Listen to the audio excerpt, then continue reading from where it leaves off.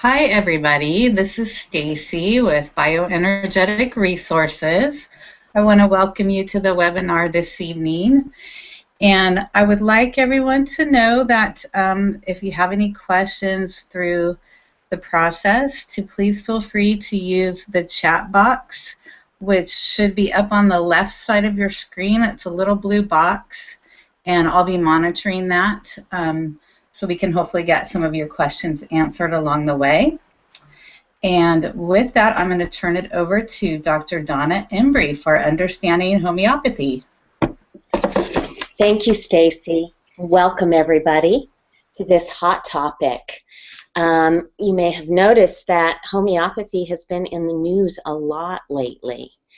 And part of the reason for that was there was a study done in Australia that disproves homeopathy. And so there's a whole process of re-looking at homeopathy right now. So it's really in the spotlight.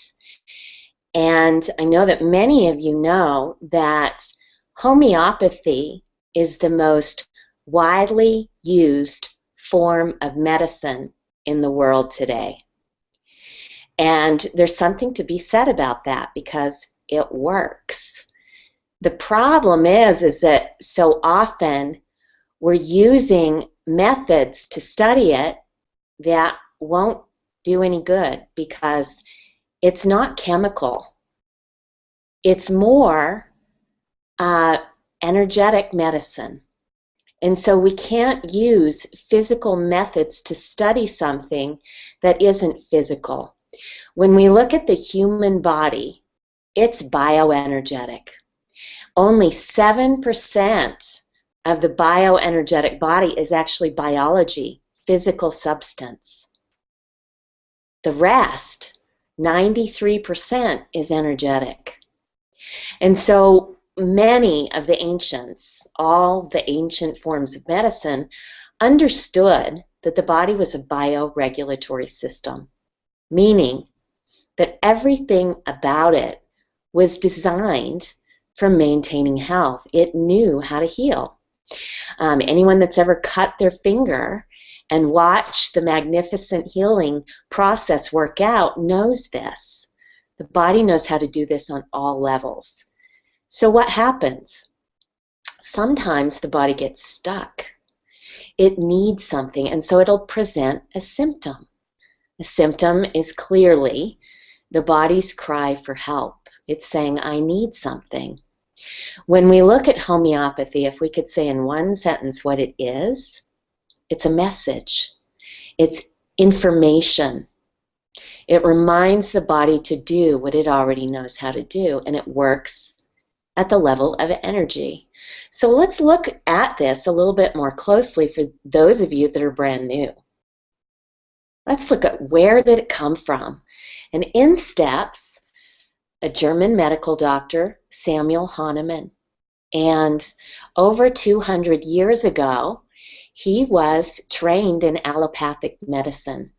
Allopathic medicine was the type of medicine where you went at war with imbalances within the body. Back in his time, if someone got sick, we were looking that there was something wrong with the blood, the humors, the fluids. And so often, to compensate for the imbalance, we would bloodlet or drain blood from the body, hoping to get enough of the pathogens out of the body so that it could recover. But more people were dying from that therapy than were surviving. And so he started to do some research, and he was fluent in 7 different languages. And he started to look for a common thread. And what he found was, sure enough, through all the ancient texts and the traditional forms of medicine, there were certain principles that were undeniable. And one of them was based in the principle that the body's designed to heal itself, or like cures like. That if the body's out of balance, you give small substances to elicit a change in the body, and then it comes back into balance. So let's look at this a little bit more deeply. Hahnemann took this principle and he started to experiment. And so he would take large doses of a substance and he would write down all of the symptoms that he developed from ingesting a large dose of something.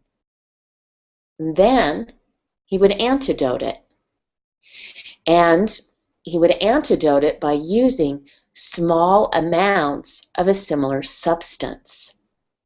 So you see down here at the bottom, I like to use ipecac as an example because years ago, if you had been poisoned by something and you called poison control, they would tell you to run to the pharmacy and get syrup of ipecac. So if you take ipecac in a large amount, it causes you to vomit. And of course, we would want to vomit if we'd been poisoned, right? Conversely, if we take a small amount of ipecac and dilute it down, it's actually an antidote. So it stops the body from vomiting. And here's where the confusion is. Because in order to make, so we've got the ipecac syrup here in full strength, and here we've got ipecac homeopathic, and you'll see it says 6x. Well, everybody remember that x's mean tens, right? So the process through homeopathy is a dilution process. So you take 1 drop of ipecac and 9 drops of water, and that would make a 1x. To get a 2x, you take 1 drop of the 1x substance and 9 drops of water. And so the 6x here has been diluted down 6 times. So each time, taking 1 drop from the previous dilution and adding 9 drops of water. And this is where the confusion comes from, because once you dilute it down past 24x, there's no actual physical substance left. But remember that the body is 93% energy. So the more we dilute it down, the stronger it gets, or the more deeper acting it is. And that's how it works. So Hahnemann did all of these provings on hundreds of different substances, where he documented all of the symptoms associated with the imbalance, and then they diluted it down to come up with the antidote. So all of this has been written in 2 books, the Materia Medica and the Repertory. So in one of the books, you can look up symptoms, and it'll point you to the remedy that you might consider. And then you can read all about the remedy and all of the different attributes it has. So it's pretty magnificent. And you know what's pretty cool about it is it's really cheap to use. It's a form of medicine that anyone can afford. It's interesting to me how when we look at all these different models of medicine, there's a lot of competition about what is the right model. I look at the approach that every model of medicine has a time and a place. So we look at Hahnemann 200 years ago, and back then, you basically, so before I get into that, here is where he documented a lot of his discoveries in these 3 major books. You've got the Organon. That's where we see the fundamentals of homeopathy laid out, so the basic principles. The Materia Medica is where he records the exact symptoms of the remedy proving. This is research. It's scientific documentation, although it's not following the scientific method that we have today. It is scientifically proven. You've got the chronic diseases, their peculiar nature, and their homeopathic cure. So 3 really great books to read if you want to go to the core of the discovery. Now, did you know that the main model of medicine in the U.S. before 1910 was homeopathy? Most of the homeopathic, or most of the universities, the medical universities, were actually opened as homeopathic colleges. All of that shifted when the Flexner report was written. So you can do a little research and look at the Flexner report. But the Flexner report basically set up guidelines for medical education, and it said they needed to follow the scientific method. And because scientific method is a way of thinking, you're only going to be able to do so much with that. And not everything is going to fall under the scientific method, but there was a major shift that happened back then. And we started following more of an allopathic approach. The FDA was actually founded to regulate homeopathy, but then it expanded out to cover all the pharmaceutical drugs that we have today. So it is regulated by the FDA just like drugs are. It's a drug. I love this Mahatma Gandhi quote because he said, homeopathy is the latest and refined method of treating patients economically and non-violently. Remember, the Hippocratic Oath says, do no harm. And homeopathy is something that falls under the guidelines of the Hippocratic Oath. It fits there perfectly. The body is a bioregulatory system. I want you to remember that. And in one sentence, homeopathy reminds the body to do what it already knows how to do. So it reminds it to self-regulate. So with that, there's all different branches of homeopathic remedies. There's some that remind the body to drain. There's some that remind the body to uptake nutrients. There's some that remind the body to detox or let go. There's some that remind the body to generate healthy tissue. These categories are written in various homeopathic texts. Remember, it started in Germany, and then it branched out to France and India, the US, and each one of those countries has their own body of evidence, their own provings, their own pharmacopoeia. And so it's huge. But when we look at some of the fundamental categories, those got laid down from the early pioneers in homeopathy. Samuel Hahnemann started out where he would try to match one remedy to the individual. So you give one homeopathic remedy and all of their cures work out. And that's done through extensive intake forms and all of that. Well, guess what? Advance to the launch of pharmaceutical drugs. Hans Heinrich Reckwig was a pharmacologist. And he started to look at what happened when we used pharmaceutical drugs. They block enzymes, which means that they can actually damage detox pathways. And so when he started to look at the level of damage that was caused by pharmaceutical drugs, he had this vision to marry pharmaceutical drugs with homeopathy. And in order to do that, he saw that you needed to use combinations of homeopathic remedies at once because the individual no longer had one issue. Yes, they have one constitutional remedy, which is based on their genetic makeup at birth, but look at everything that's happened since 1910. We've had people using abundant antibiotics, which we now know kills off the good immune bacteria. And so we have depleted parents giving birth to depleted children with damaged detox pathways. So Reckwig came along and discovered the efficacy of using combinations of homeopathic remedies to support along with the damage that was caused by pharmaceutical drugs. So we've got the changes in the environment require changes in medicine. And we look at nosodes. Those are homeopathics that help the body detox. We've got sarcodes that help the body to generate healthy tissue. We've got the drainage. And polycrests are considered like the magic bullets. It's like a homeopathic remedy that you can give to someone to treat some of the most common blockages within their flow system. I love this message here at the bottom where it says, symptom, this is a quote from Reckwig's book, Homotoxicology. Homotoxicology. Just look at homeopathy. It's homeo is similar to disease.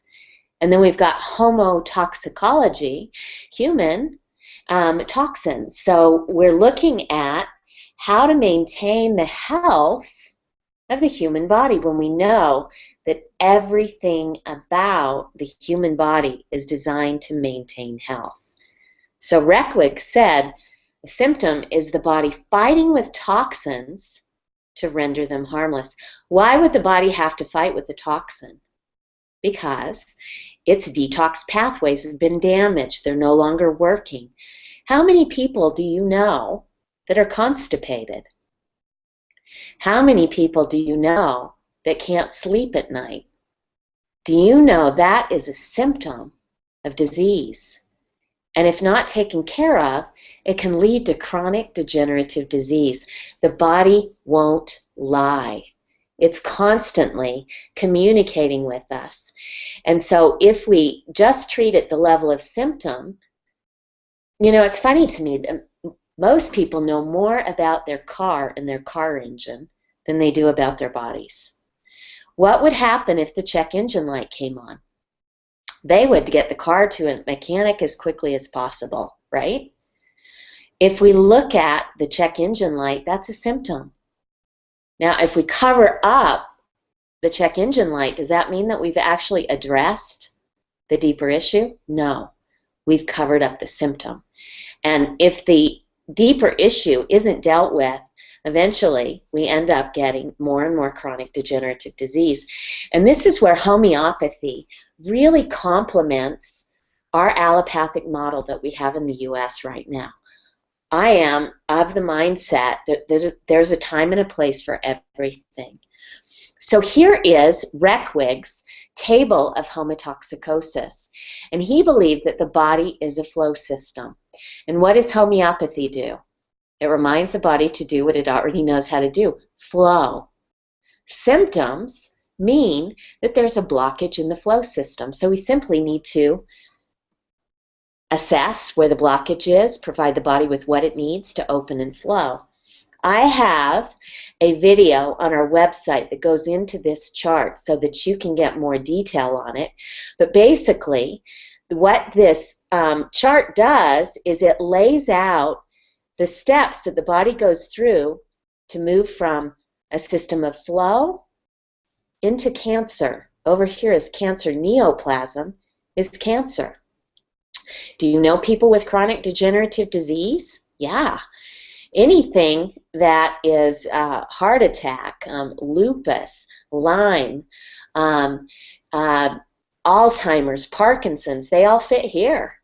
That means that there's lots of blockages in the flow system that happen before you get here. Impregnation, that's layers of the onion, lots of toxins and lack of nutrition. This biological division here means that now the damage is inside the cells. Remember, the body is made up of cells. It's at one level, it is a big bag of cells. And once the cells are damaged, you get cancer. And so you'll see that there's an arrow pointing back to health. The body knows how to heal. It doesn't matter how far down the slippery slope it is. If we learn how to discover what the individual needs in order to turn the issue around, the issues are in the tissue, then the body can quickly move back to a state of health. And that's how homeopathy works. It reminds the body to do what it already knows how to do. So Reckwick was all about homotoxicology, combinations of remedies, where Hahnemann was more about using one remedy to restore the flow system. And in schools of homeopathy, there's arguing even there about what the best method is. There's a time and a place for both. So cancer is the symptom of a deeper cause. The body needs to do two things: uptake nutrition and eliminate waste. It needs nutrients to build a new body, and it needs to be able to let go of any kind of waste. So when we look at cancer, there's nutritional factors And there's also the inability to let go of toxins.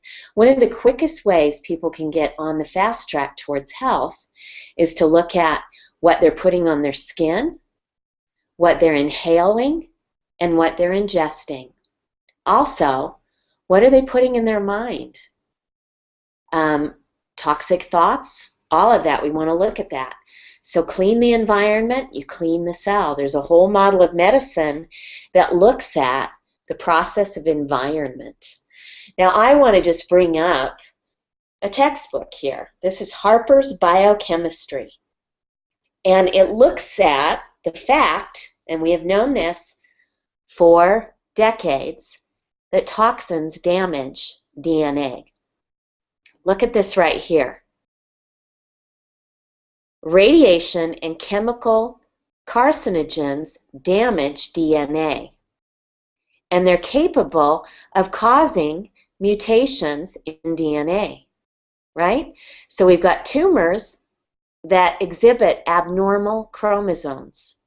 What do we do if the DNA is damaged? What do we do? Because we know that the DNA, or the nucleus of the cell, is what makes new cells, right? So cancer is tissue regeneration that is out of control. The body just keeps creating more and more and more and more tissue.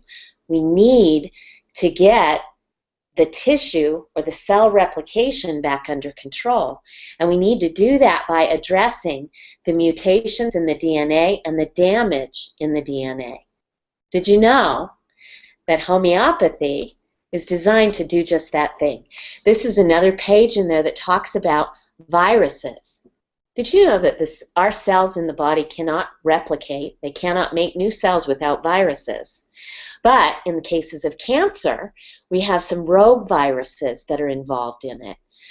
So we need solutions that can help the body to detoxify metals and chemicals, which break down our immune system and allow these viruses to move in, which causes our body to create aberrant tissue. And the perfect solution is homeopathy. It was designed for this. I have this cell chart here because, do you remember the homeopathic remedy I showed you earlier where it was showing a 6X? Yeah, a 6X homeopathic. The potencies and dilutions of homeopathics are designed. This is an oral tradition, and what I mean by that is that the information that I'm presenting here has been passed down through homeopathic clinics for decades. And we actually use this chart to target specific homeopathic remedies to different levels within the cell. Now, this isn't something a layperson could do. You need a trained homeopath, and specifically a bioenergetic practitioner that can actually use energetic assessment to identify energetically what toxins are resonating within the nucleus of the cell and then match the right homeopathic remedy. So if we've got damage in the nucleus, every new cell that's produced is going to be damaged. This is where homeopathy complements all other models of medicine. If you combine homeopathy with herbs or pharmaceutical drugs, there's no contraindications.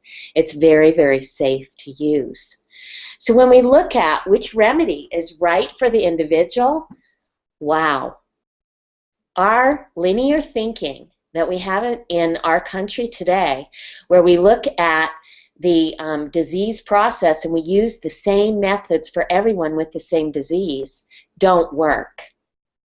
They'll work a percentage of the time, but not 100% of the time. And why is that?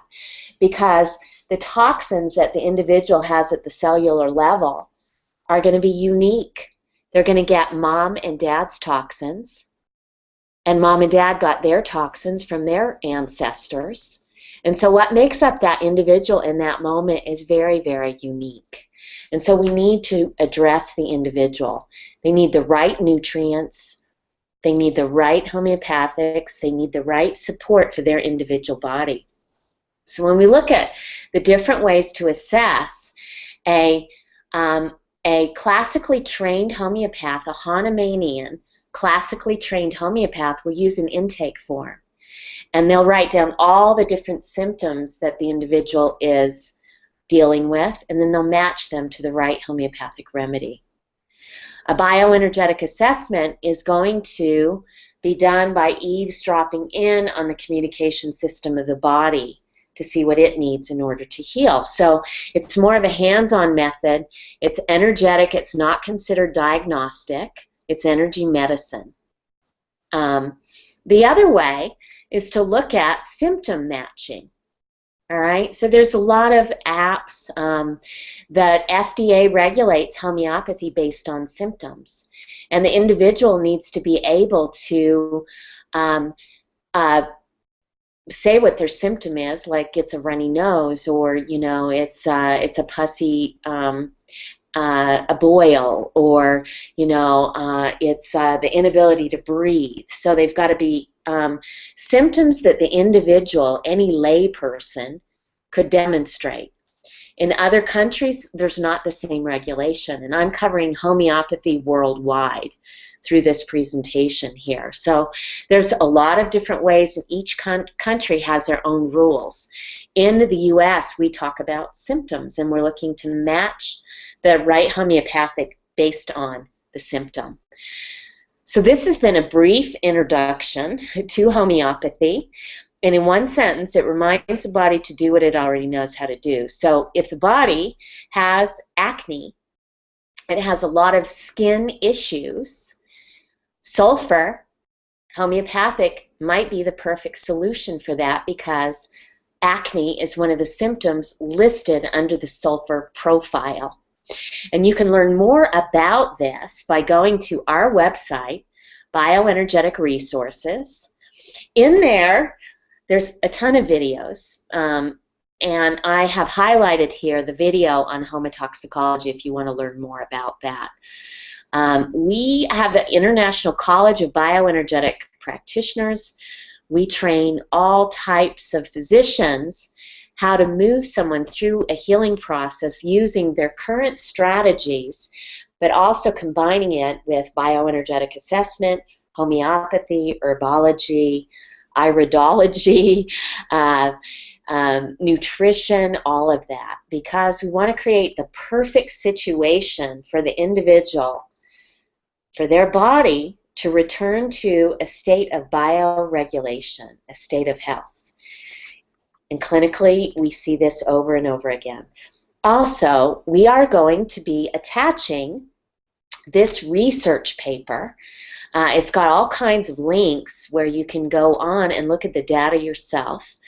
It's a double-sided paper, so you can go in, look at the research, look at the provings that have actually proven that homeopathy works, and give you some real clean starting points.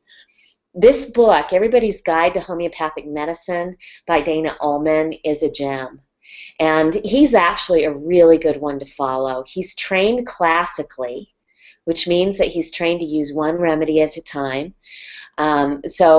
Reckwig's method, where you use combinations, is a whole different body of evidence in medicine.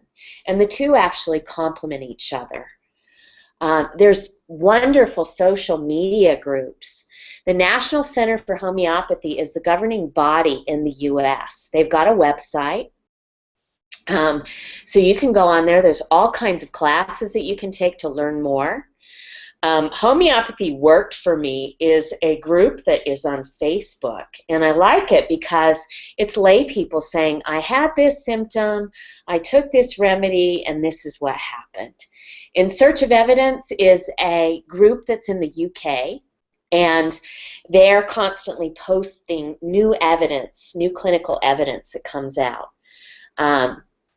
Also, look at these apps. I actually took pictures off of my own phone.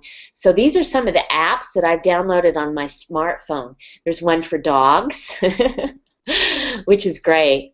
But what I did is I opened this mini homeopathy one. And if you're a lay person, you can buy simple homeopathic remedies. They're not going to be in really complex strains. So there's a limitation to what you can do by going to a health food store or getting remedies online. If you've got a chronic degenerative disease, I really recommend that you see a doctor. You see a trained homeopath that can actually match the right remedies. But I've highlighted Arnica montana here because it's a pretty well-known homeopathic remedy. Anyone that works out a lot, that has sore muscles, or if you've ever had some kind of a contusion or bruising, if you go and buy Arnica montana from the health food store, the way that you take homeopathy is when you have really strong symptoms, you take the remedy often, so hourly. When you see a shift in the symptom, you back off and take it less frequently. Okay? So you can use over-the-counter homeopathy, but where the real juice happens, where the real magic happens, is if you're working with doctors that are trained in homeopathy, especially those that can use complex homeopathy. I have a favorite remedy that includes Arnica montana, and it's called Relief Tone. It includes a number of different homeopathic remedies, one of them called Ledum, which is great for puncture wounds. Hypericum, which is great for helping with pain associated with any damage to the nervous system. So it's a great remedy. It's got symphytum in it, which is for broken tissue. And clinically, what we see when people use Relief Tone, they can have a broken femur where they're in a ton of pain, and if they start to use that Relief Tone, they don't need the really strong, heavy painkillers. Not only is it helping with pain, it's also reminding the body how to heal that tissue. So we have found clinically that very often the tissue will heal up in half the time that it would if you did not use the homeopathy. So there you have it, homeopathy intro in a half an hour. Stacy, do we have some questions? We just have a few questions about the material, and so I just want to let everybody know that I will send a recording of this webinar to you by email, the email that you registered with, and I will include that research article that Donna pulled up, and also a link to where you can view the video on homotoxicology. But the information in here, like the apps and the books, you can kind of go through the video and get that again if you need to. And if you're a doctor listening to this and you want to have some hands-on experience, you want to integrate homeopathy in with what you're doing, maybe you're trained in some kind of CAM medicine, and you want to integrate homeopathy, that's what we do in the International College of Bioenergetic Medicine. So you can see all of our other educational offerings on our website. You can learn one-on-one in group settings through our virtual classes as well. So we're just looking forward to help you, any of you that are on the line, be able to maintain the body's capacity to heal itself in the simplest way possible. So thank you so much for joining us today. Bye-bye. Bye, thank you.